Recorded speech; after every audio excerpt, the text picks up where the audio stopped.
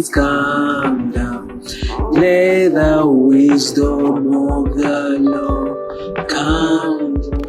Let His glory, let the glory of the Lord come down. Amen. Let the glory of the Lord come down.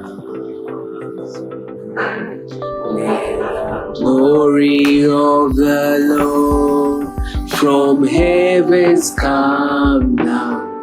Let the glory of the Lord come down. Let's glorify the name of the Lord. Let's call Him so that He can fill us with the Holy Spirit, so that we can communicate whatever He has given us to communicate.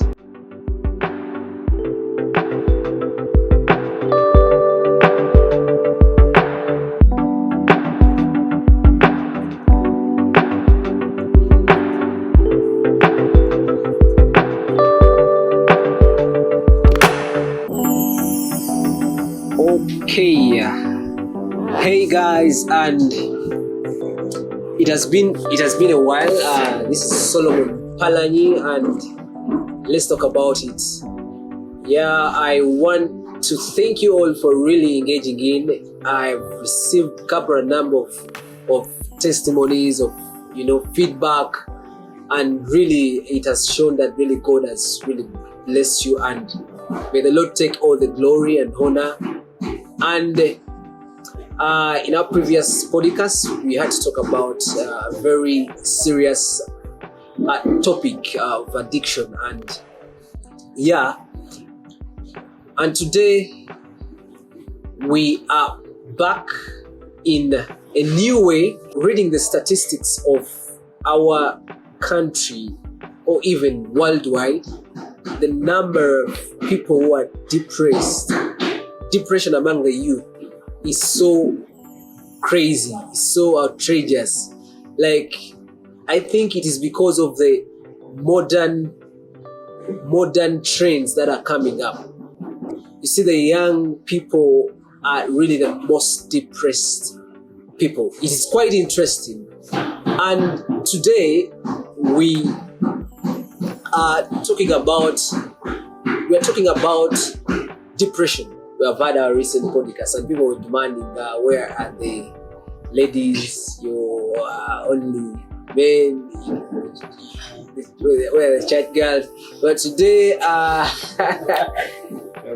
to a good deco, but the humility which is in the place, it is quite interesting. I will give everyone an opportunity to introduce themselves. All right, and I will give an extra opportunity to the ladies, to the ladies, an extra privilege to say something. I want to ask: did you watch our recent podcast? Yes. We're beginning with introduction. Then you comment. You give us some feedback, or what you want us to know, or what we said wrongly to Etonde. Hello. Hi, everyone. Hello. It's nice being here. I'm really humbled. My name is Sarah Nanskombi. Yes, what else should I? Yeah, great editor. Chief editor. Okay, I'm a journalist. And I'm happy to be here. I'm here to learn, to relearn as well. So I'm excited to be in the house. Great. Hello, everyone. Hello. Without that, you're telling me. You're not responding. We're so surprised.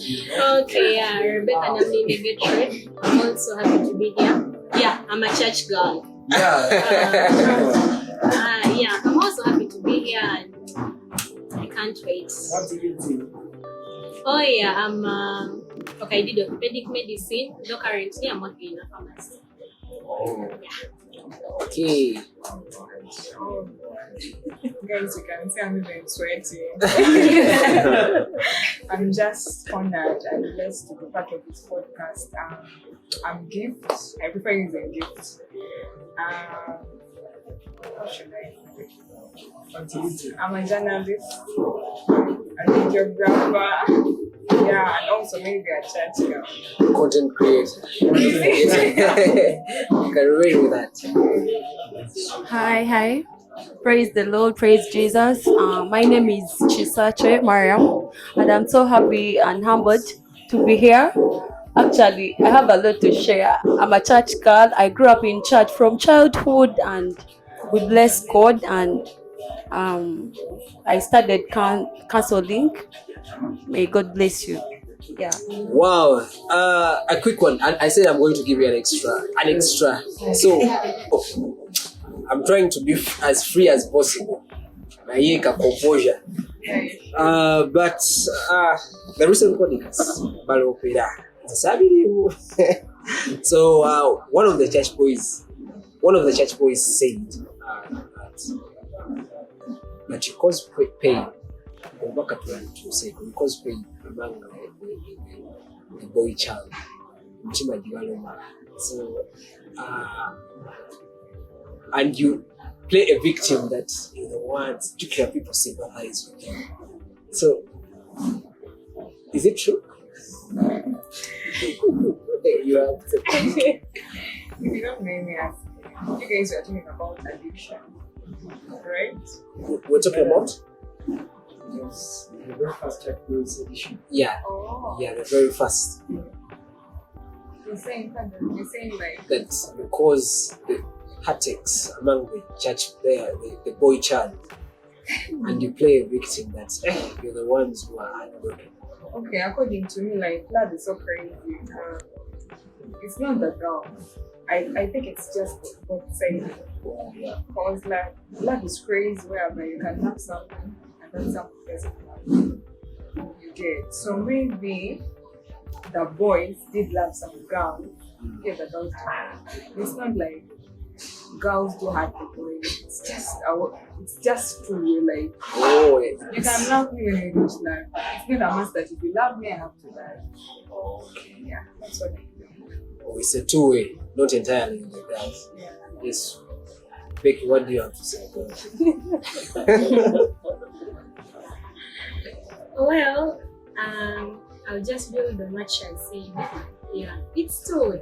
But I have a right to say yes or no. And secondly, I think, especially in our current generation, okay, everyone doesn't want to take that blame. Yeah, so the girls are now saying the boys and the boys are saying the girls. So you may find that even the guys are also in wrong, but they don't want to admit. Yeah, and because for us, our gender, of course, we are the one in wrong against the one who come crying. So we also have to look at that. It's not entirely the girls hurting the guys. Even the guys are hurting the girls, and seriously, and in church.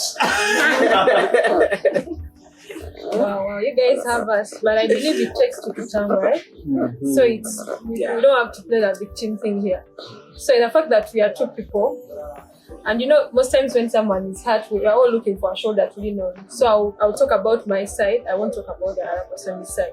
So sometimes it's easy for you to say that girls are hurting us because you feel like, like you guys last time you had a chance to talk. So of course you have to talk about yourselves. Yes.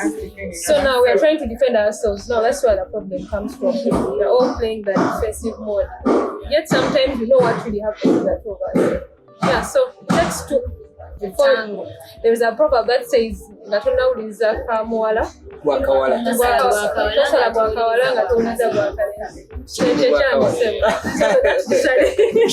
So yeah. Wow. Some hot points here. Actually, I'll build on their point. They have said in church, maybe relationship, there are both sides, and okay, I can be in the relationship and maybe a lot happened. So last time, as you were saying, you were defending your side. So even as we here, I would say, and we're going to really defend. Be defending. We're going to defend because sometimes it's also both sides. A lot happens, and as Gift has said, you can come to me, tell me something, and I'm not interested. So yeah, it's that. Okay. Wow. Same. Actually, I wanted to ask. So yeah, we are coming to you. So you're going to introduce in response. Yeah. Okay. After the introduction. But Sekamate, yeah. Alright, hello family. I'm so privileged and honored to be here. Like last time we were here, like we got a lot of reviews in the comment section. Like I believe someone out there was blessed. I wasn't really caring whether it's 10 people. I just believe that one person would be blessed by what we're talking, and hopefully even today a soul might be saved from depression, as I believe that's the theme. Probably. Well, I'm Jonathan Sekamaite. I'm a Ugandan by choice. Yeah, and I'm honored to be here. By choice. I love that. Yes, hi everyone. As long as you're Ugandan by choice, you choose to be a Ugandan. Some of us they choose to be You want to choose to be an American? respond ourselves. Yeah. This guy. My name is Mugisha Jeza. I've been here before. You said you introduce an attack? Yeah. I'm not attacking. You attack, eh? Where are you? I'm just trying to feel free. Yeah. So, about that point of like girls being okay, I would say all human beings are like that. Okay, it's not tied to gender sometimes. I usually say it when someone says all girls are the same, all boys are the same. I usually make a point and say it's a thing of human beings. Human beings will disappoint. Like you just have to know you're dealing with a human being. But then where my point comes is, for example, you go and you approach someone and you tell them how you feel, and they don't say yes or no because maybe they have something to get from you. There are a series of girls who just want to have hunks around them, cute guys around them. So, yeah, I can't say no, but I can't say yes. So They're in the middle. they're in the middle. So I don't know if you guys have ever heard of such a thing, but there is such a thing as me. I don't say yes or no. So they'll keep you there because they never ask for something. Because you love them, you'll give it to them. And for you, you're giving your 100%, and the other person is probably giving you their 10%. But then if there ever be a chance where you'll be like, but what's really going on between us? So when you choose to break up with that person, and now you find their story, they'll be like, when I that guy, all guys are the same, So sometimes it's hard, It's hard to defend both genders, but I would say it's a thing for human beings. Generally, human beings. Human beings are just like Okay, let me help this. Praise God. Amen. All the viewers. Isaac K. Change is my name. Privileged to be here.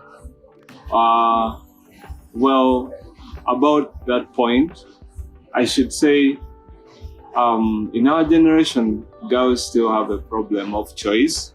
They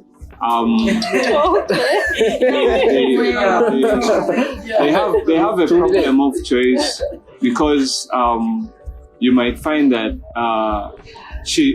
they fear losing guys, like losing around people who give them attention, people who are always on them, checking on them, and all those kind of little things they might do for them. So you might find them in a position where a guy comes and says, well, Sache, I like you. And then Max comes and says, I like you.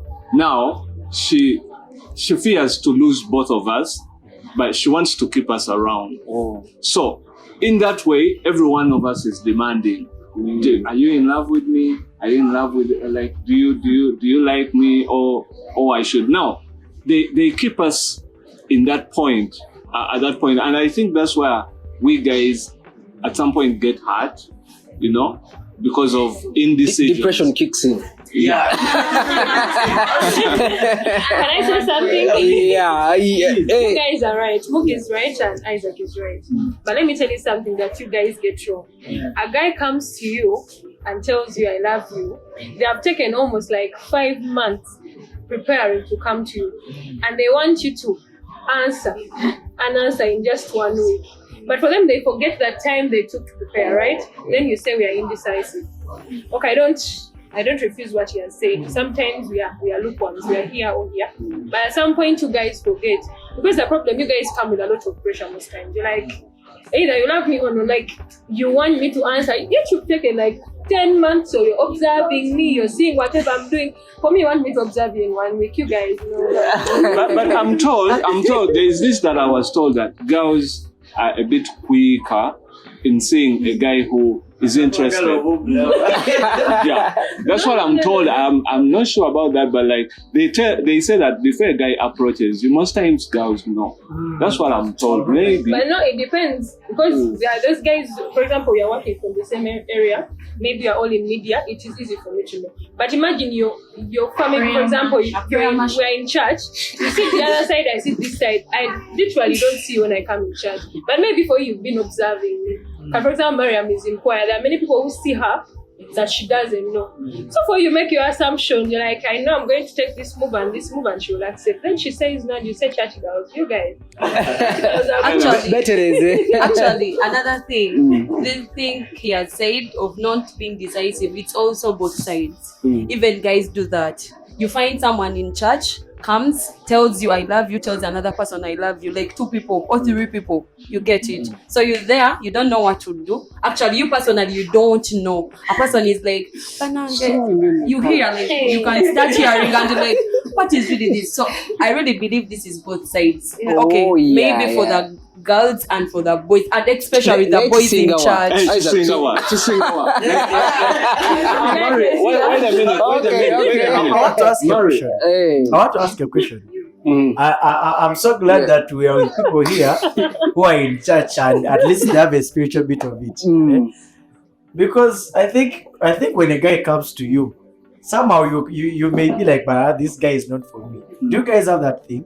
I'm just asking. Like, for example, I come and say like Sarah, blah blah, and you just feel like, but this guy. Do you have that thing? Yes, of course. But then people have that thing and they don't tell you, you know, and they be like, let me take some time.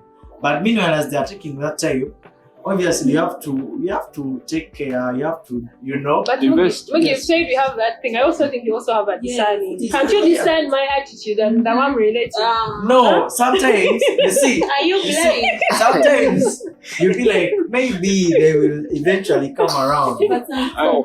One more from Isaac. It's getting hotter. I should say that girls play a Kanyewa game. A Kanyewa game.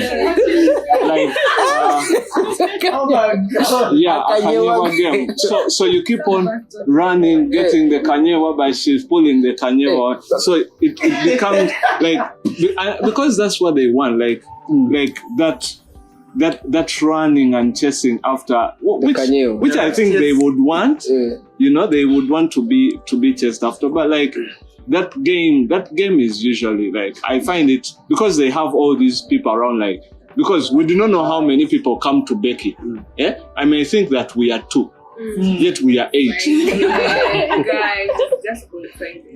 But for me, on my side, I can only be having 2. Depending on your side. Okay, as Sekamate is so silent. As Sekamate wraps it up, I do think that the thing you feel, the discernment is not enough. There's a place for dating also. Might feel like, I feel this guy is interested, but of course that is not enough to say yes. But Sekamate, what do you think? But like me personally, I feel like you're gonna get it wrong. Like, trust me, the way you're gonna handle your relationship is not the way I'm gonna handle it. Like, people have a different way of approaching. Maybe someone might be direct. It's like both ways, like I said. How do you handle this? Like, How do you approach Your approach. No, yeah. Your That's my secret, bro. Yeah, secret. No, but here's the thing. Like, I feel like for a relationship, like you will always know. That's the fact. Like, you will always know if someone is in shape or not. Like, sometimes you don't even have to speak out. Like, things will just work out. Like, let's be realistic. Even the Bible says, "We shall know you by your fruits." Let me take that to the context of a relationship. Like, by what you're giving me, I will discern and know this is another thing going on and this is another thing. But then going back, I don't know, the game you said. The Kanyebwa. Yeah, I Kanyebwa? think it's both sides. Yeah. It's both sided. Like, but even sometimes, boys, we're all undecisive. I think at the end, we're all humans. There's nothing like a girl or a boy. Oh. It goes back. Okay, one last more from Mariam, yeah? Like, sorry, he had said about you would always know. Like, okay, we have a problem in church. Okay, I would say much because we are on. Like, you'll never know because right now these guys really pretend. Someone can really pretend so much that they're into you, yet they are not. Like, they called you constantly. Maybe if you ask for something, they will do that, but in real terms, they don't, my dear, they don't. And you say, oh, this guy loves me. This guy loves me, but the guy doesn't love you. So for that point of, okay, maybe some, you'll know maybe some guy, like, this one loves me, but There is also Come with. Okay. Yeah. So let me To me, just you, wind up what is with it? that. Hey. Okay, We should what I change mean the by topic. that, I'm not saying I'm someone who is secretly crushing on you. Like, I'm meaning like someone who is really taking his time to give you that shot. Like, you will know. Yeah, I also mean that. Yeah. No. Like, you will always know. So, basing on the ice on this icebreaker, I would really conclude that the most depressing thing is it relationships. Is it the most? Do you agree? Love. Yes, it's the most depressing thing. Love No, is You can be in love with No. Sakamate is refuting that. No, I feel like love, like, we can't be undergraded to that level. We can only be more depressed. Like, there are a lot of other things. There's a out lot, of but this could be the greater. maybe okay, according maybe to youths, maybe that's, but there are a lot of things that. Yeah. Okay, I will begin with Say that. something just to end. Yeah? You know the only problem we are having, why relationships are being unleashed in church, is because we've not made up. Okay, that it goes back to our personal relationship with God. Because trust me, if we all have a conviction from God, like I believe we are all from the same church, that makes us even we eat from the same from the same plate. And our man of God always tells us it's about your heart. So the only way I'm going to be a good woman or a good husband, it is having a personal relationship with God. Because that's why we get that conviction. Why would a guy come to 5 people? If they have a conviction from God, it will be hard. If I'm a girl, why would I play 5 guys? But if I have a personal relationship with God where I get a conviction every day, I'll be like, Sarah, you know what? What does the word say? So at the end of it all, I think it goes back To the personal relationship with God. Then God will convict you. Because even if we give, you know how many theories they have given us, how many counselings, but trust me, they also have a place. So it is a personal relationship.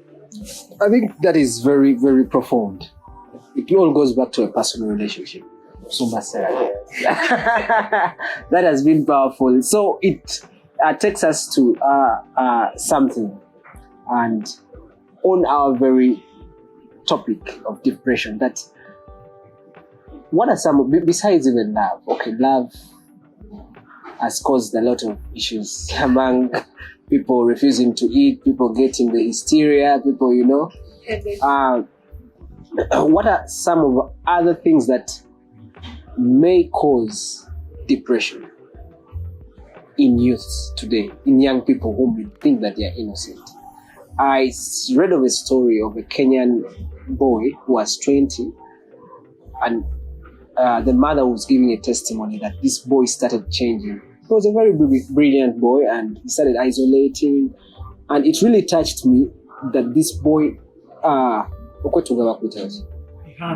he hanged himself. Yeah. So he hanged himself, and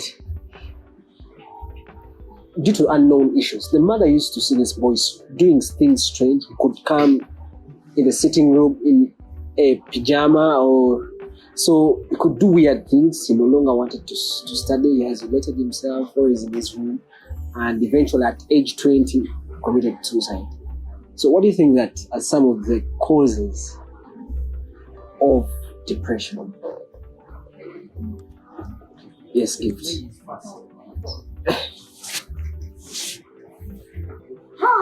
It's mine. I mean, there are a lot of causes. There are a lot. I mean, it can be also pressure, like peer pressure. It can be like now, maybe the pressure for like having a lot of stuff, good stuff. It can be maybe the family matters issues. It can be maybe your trauma. It's just a lot. It's just a lot. It's beyond that. Okay, I feel like there are a lot of elements that can fall into depression. Okay, I don't know where I stand from because I feel like there are very many. Yeah. Yeah, and Becky, you're going to also expound on this depression. What do you think even depression is in any way? Maybe talking about someone having the signs but they don't know what it is. Well, thank you for the opportunity. Depression is a mental disorder whereby it's characterized by loss of interest. Some people get low appetite. Yeah, people have a low mood, low motivation. Yeah, basically that is it. And when currently in Uganda, because there are very many causes. One of them is love, that we've already talked about.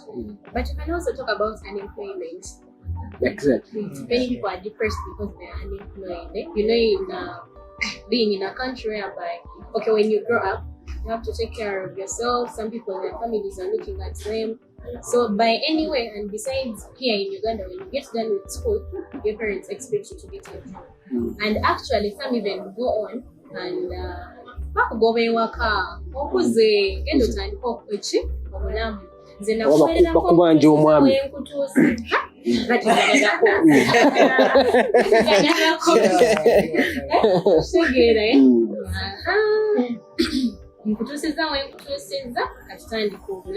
so you find a lot of people, people have studied, you have your degree but you don't work.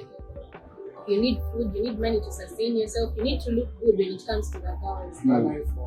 You need to have the iPhone. You need to go for that photo shoot, but no money. And other people show on their statuses, life is smooth. Life is smooth. So people end up getting depressed. And then maybe the other thing that you talked about is society has it that when a girl is done with school, man, especially for the girls. I think for the men it is not. You correct so much. them. They don't over feel like a pressure. But the girls, yeah, and then also we know when you leave campus and you don't have a boyfriend, you're not in a steady relationship, it will be very hard to find someone when you're out of school. Pressure, yeah, so usually girls end up getting depressed. The biggest percentage is the girls. Abali serious. Nabo bamumenya omutima. They're adding on the depression. So yeah, that is why. All right, well explained. Wow, Becca said it all, but one of the causes that I know is lack of identity. You know, when you don't know your identity, then compulsion comes in. So let me speak on behalf of girls. We live in a society where people are going to look at us. They're going to look at how you're dressed, the kind of hair you're having, the nails, the phone you're holding. So compulsion starts. Okay, now you have to look at Becky, look at Maria. So if I don't know who I am, I'm going to be affected by that compulsion. And at the end of it all, I'm going to go back home. Then I'll start depression is that even to me, I define depression as that you start feeling sad. Have you ever been there and you lose yourself? You're like, not that anyone has pissed you off, but you're losing yourself. Like nothing is triggering it, but you also don't know. It's an emotional thing. So You don't see any value. so the problem with the youth, we don't know who we are. We think that tangible things Define us. define us. Yes, they also have a place. I don't want to say they don't have a place. I'm not going to look funny because, but if you don't know who you are, the world is going to put a price tag on you. They're going to tell you at this age you have to be married. And if that thing is in your head, I remember, like she said, there was a time we were in school at campus. I remember that third year. They told us if you leave campus without a man, it's hard to get a man outside. Relationships are built at campus. So with such a mindset, you leave school, you get out, already you're looking for a job, you're trying to put your life together, people are posting things. So trust me, if I don't know who I am, of course I'm going to get depressed. That's why you're going to see the suicide. A lot of things happen. People go into addiction, like you guys are talking about addiction. All that comes from the depression. To heal you, like I want to feel, I'll start drinking. So identity.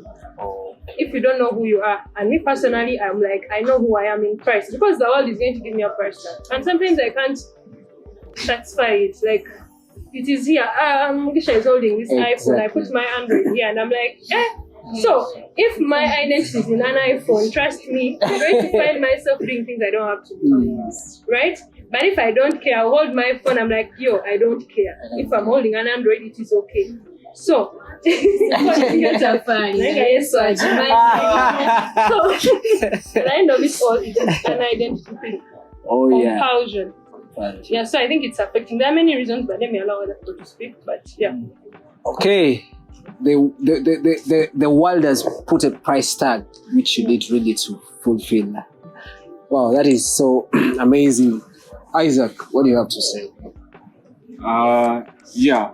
I think I'm going to also speak about what Sarah said, but in comparison with the example you gave. So the mom looks at this boy, he thinks he's okay, and perhaps I think this boy, it looks like they were from a good family. So most times people who are from like families, like sometimes parents give identity to their kids. I want you to be a doctor. Yet the boy is a musician. Now the boy fights the doctor and the musician. It's one person, but the mom says you're a doctor. Something within says you're a musician. So the battle becomes within. Doctor fights the what? The musician. So the depression kicks in because the mom does not want to see this boy play the guitar. He wants to see this boy with test tubes. So this boy will be persecuted. You find him seated there, but in a very huge battle, one boxing another, but he's just seated there. So identity, I would just drive this a little bit to parents that identify your kid. Many kids are dying there, and I'll tell my story perhaps when that question comes. Many kids are dying out there because parents gave them an identity. The parent looks around his friends. He has a friend who has a kid, is an engineer. Another one is a pilot. Another one is what? So when he stands up on a function and he say, let me call Gift, she's a musician, a very good singer, So everyone is like, But let me call Becky, she's a doctor, So there is something about that, like identity. I request, like, they think every musician is a thief. I didn't say that. I didn't say that, but yeah, maybe that is the post they have put on musicians. So I think identity, but for me in that version, that children out there, they are not being given an opportunity to express who they are, which leads to depression. Oh, amazing! Yes. They have said a lot, and a lot causes depression, like peer pressure, drugs. But amidst all that, I think, as Sarah said, maybe knowing your worth, like maybe the family background sometimes. Because me, I grew up in a Christian family, and my mom used to always tell me, okay, I used to see the family background, the family where I come from, and middle family, and I studied in some school, and it was called Katkam SDA, and people used to have phones, iPhones in senior 2, senior 3. People could come with 2 cases, as in books, and you could look at them, and for you coming with 1 suitcase, they have given you pocket money of maybe 10,000, and you're like, oh God, people are like, what are you going to eat? We grew up like in that school, people used not to eat lunch. They don't eat food. They eat supper. Kati.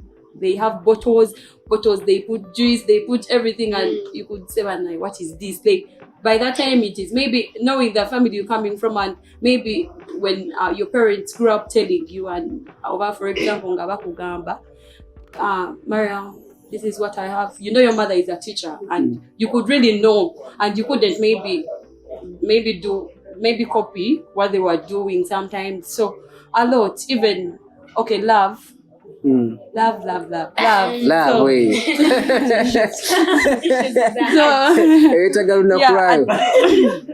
and back to where Sarah said, personal relationship with God. I'll share my little. I think it wasn't depression, because depression is that much when you can't you can't eat, right? You can't eat, and I was kinda not so much, but I don't think it was depression, but maybe kinda but I remember I dated someone for 3 years, and the person traveled, went. Now when he went, he came back. He was coming from some rich family, and he got quite impregnated, and the family was supporting. That relationship where you folded like everything, and you're like, you have promises, and it's kinda. I was a Christian, and it was really the Holy Spirit helping me. And I remember I could pray, I could cry, and I would say, "Come, help me, God, help me." Like, so the relationship maybe with God, as us the church girls and church boys, it can really save a lot. Maybe depression and what. So maybe when, for example, you got depressed because of a boy, you remember God is bigger than a boy. God is bigger than just something. God is greater than maybe that love you've really fallen. You really the heat is too much, and you're like, oh God, this is really love. So I believe the relationship with God and kolaganayo nemukama, and how are you treating your worth, knowing your worth, and you like, so I believe. Wow, keep that story. Moogs, briefly share with us. The causes of depression, right? First thing I would say is social media. I'm bringing social media in comparison. What happens? If right now you go and you open my Instagram account, you may think, oh, this guy lives where, so if you try to live your life because of the account of Instagram, you see, first of all, how does the depression now come? You'll see this guy posting a video in an expensive restaurant. Maybe they work there. Maybe someone paid that. Maybe it's their profession, or maybe someone is just into those things. And then you'll get your hard-earned money to go and do this. So since you want to keep that trend, you're going to find yourself in loans. You're going to find yourself in debts, That is how the depression comes. Like, you start living a deficit life. So the first thing I'll say is social media, and it comes back to knowing your worth. Like, if you start comparing yourself to what you see on screen, that is how you start getting depressed. The second thing, now depression in millennials and Gen Zs, they're a bit different. For example, there was a kid I read about he hanged himself because he told the friends that when I tell my dad to give me 2 million, he's going to give it to me. So when that kid went and asked for 12, yes, I think that one.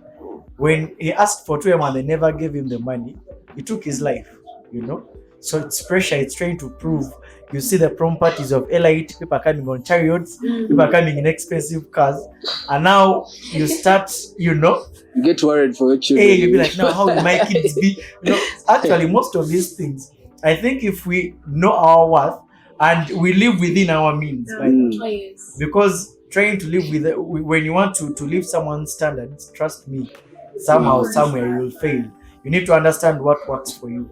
So I will speak of those two for now. All right, social media. Sekamate, briefly, give us some Okay, I'm thinking like unsaid points. you guys have kind of like brought all the causes out, but okay, I don't want to exclude the devil, really. Like, okay, all these points are physical, like all points are like social media and everything. But then I kind of feel like I think depression is from Satan. There's no way God's gonna bring depression. So like, how does the devil come in? Like, when you're depressed, there's certain things you won't do. Like, okay, I'm speaking on a basis of a Christian. Like, I want to take it to a spiritual level now. I feel like the devil is not happy with you being happy. That's the real thing. If he's happy with you being happy, then you're doing the wrong thing. So like, it's gonna try and bring depression either way somewhere. So I feel like one of the causes of depression is Satan, Lucifer. I feel like it's the cause of depression, really. The king of depression. He came to kill, steal, and destroy. Then after that, that's when you're gonna bring all the other causes around. Exactly. All right, thank you. You have a point? Yeah. Okay, you have your mic. Okay, guys, let's not forget the work stress. You can burn out. Like Yeah. sometimes we have the toxic work environment, then the burnouts. You feel like you're losing yourself. Yeah. So in those cases, you end up getting depressed. Yeah, exactly. Really, we shouldn't take this depression thing for granted. You know, men act strong, and hide their feelings, but it has caused death. It has really caused death. It has frustrated people's lives. You see someone drinking away their lives, alcohol, or smoking it away, and the reason is because they are depressed. They have unhandled things. So, as she has said, Becky, that the work stress and the burnouts and the toxic work environments, you can enter into a room and you're maybe putting up the smile, but behind the closed doors, you're really dying. And to a Christian, how can you really know some of the hidden indicators or characteristics of a person who is really going through something, but they will put up a smile, or they will sit up here and they crack jokes? There's a person who was very happy and humorous. He was a celebrity. He shot himself, and the world was shocked because he seemed so happy and making other people happy. So how could you help those people in that situation? So the question was indicators. yeah. Okay, since I'm a believer and I pray, sometimes it's God who reveals the hearts of men, right? You may not know exactly what that person is going through, but at least I can be, and I'm like, Jonathan is not fine. I may not have something, like I may not know exactly what is wrong with him, but simply because maybe I pray, yes, me, that's how God can reveal to me. Sometimes I can be like, something is wrong with Mugi. I may not be in position to ask him, but I just feel like something is not wrong with him. But even another thing, when it comes to my friends, personally, I take time to know my friends. Like, at least I always have those small things I know about them. I have people who are outgoing, who are jolly.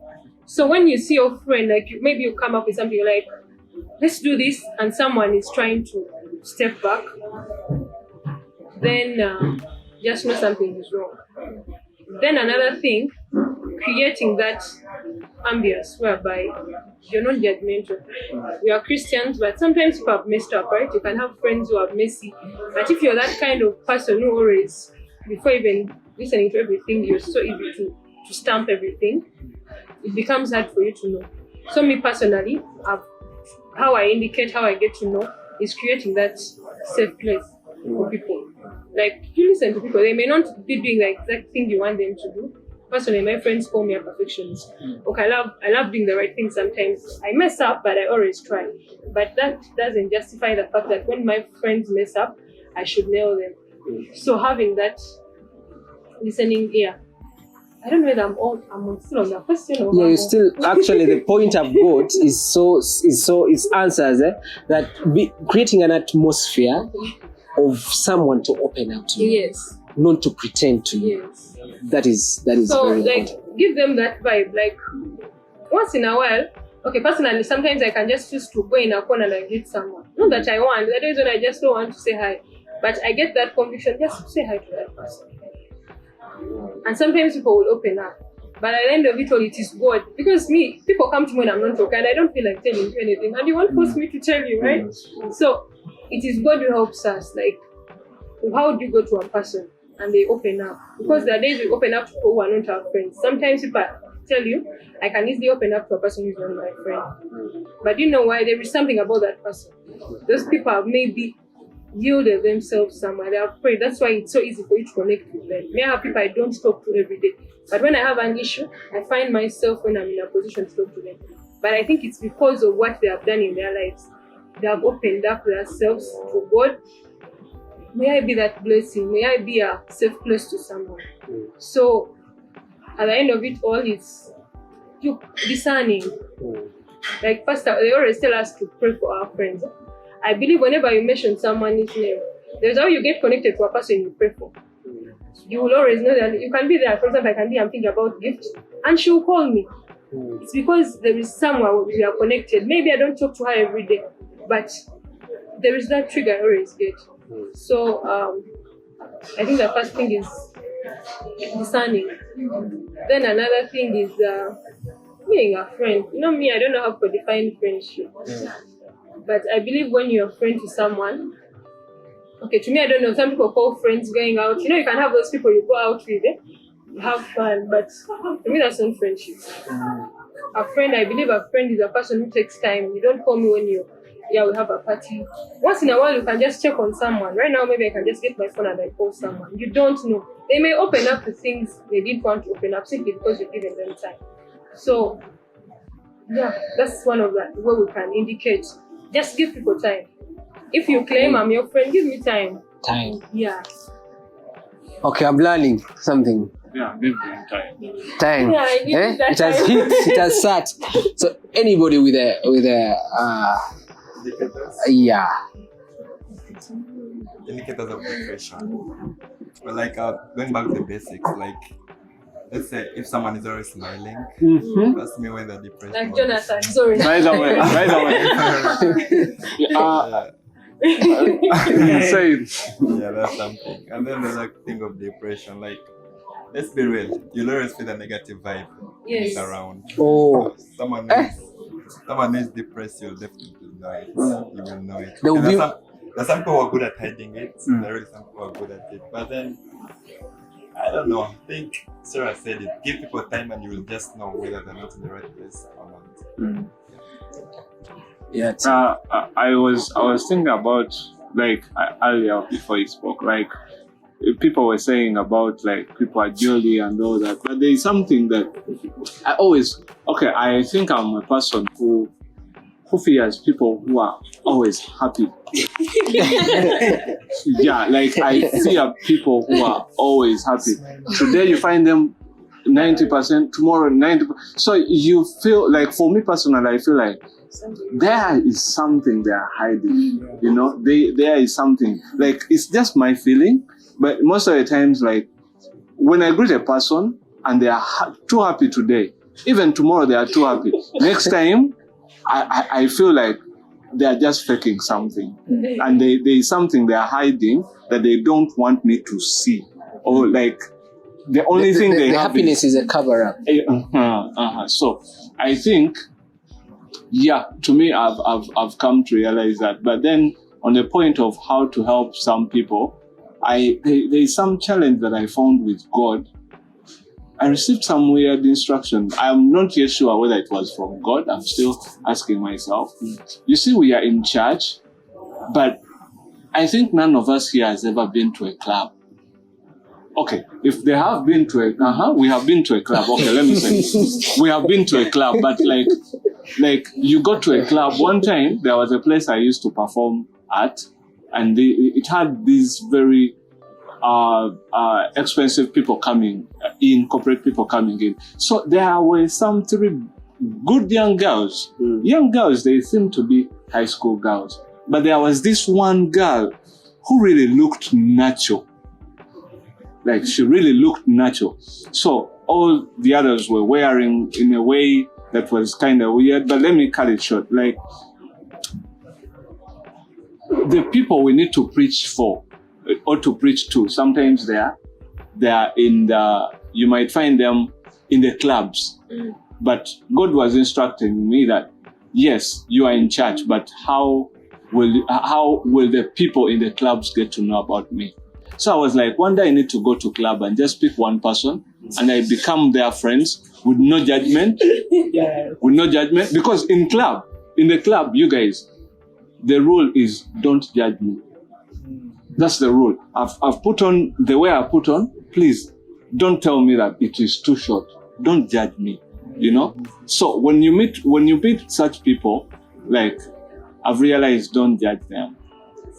In order for them to have that environment where they are open, they are free with you, then you are able to open them to yourself, to be able to share with you what they are going through. So I feel like no judgment, because you're a Christian, the other one goes to the club, and the first thing you're putting on a short dress.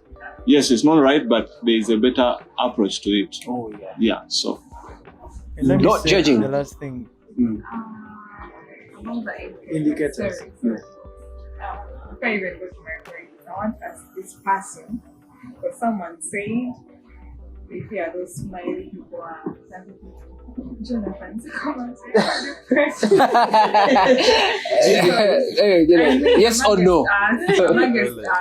I mean, he is always happy. He's always stressed. I kind of I would consider what you said. Like, maybe sometimes you try to fake it, but you can't fake it forever, right? So those people are genuinely, the truth will come out. God has blessed them with the joy, even in times of struggles, they're still happy. Maybe I'm just like this. It's his personality. Yeah, maybe that's just a personality. But some people could tell when he's depressed. Okay, now to ask. Okay, there's some of us, me personally, I have that serious stress. Okay, when I'm not smiling, maybe I'm just quiet, not doing my stuff.